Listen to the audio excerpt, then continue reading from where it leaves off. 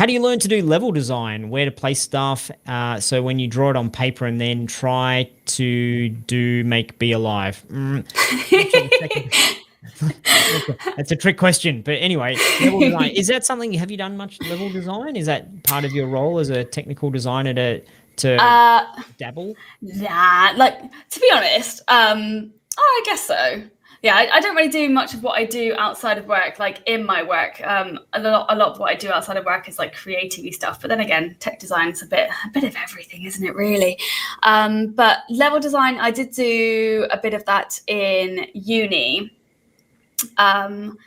But I guess, yeah, for me, level design, I've never really been taught it properly. We were kind of just touched on it in uni, but in uni, it was more about how to model and how to art and how to C#. But I guess I've always just looked at it from the perspective of my film brain.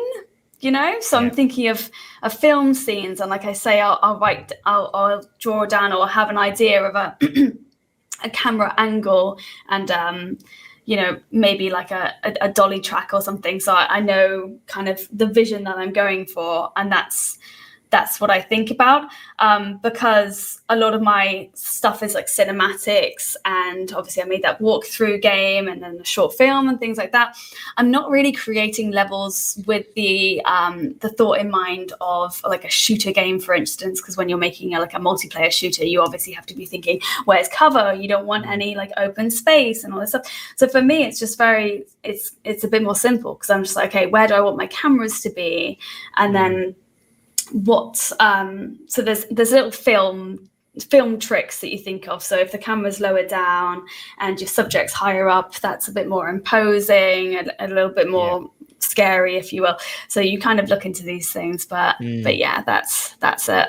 Yeah. Well, I think what you've said there is really important and interesting, that you can watch movies, you can play other games, you can watch what they do. And I don't think this is copying and stealing, but if you see some level design mechanics and you think, I really like the way that we come around the corner and then there's a reveal. Okay, I'm going to use reveals. And so at some point we'll teach a level design course. That'd be really neat. We've got it kind of scattered in a few of our courses, level design type stuff, particularly in our RPG course. But I think the best way to design levels is by having your toolkit, like doing a reveal or doing an arena, or having gates where you jump down a ledge and then you can't get back up. So you've got these tools in your toolkit, and then you go about the process of making moments that you join together. So you might have a moment where you want to fight three enemies, and a moment where you have to jump over a big creek, and then have a moment where you have to search for a button, and then have a moment where you whatever, and you join those things together within the context of your overall story. And then I think it makes sense to the player. So the overall story is, get to the end of the level before the house blows up. Right, got it.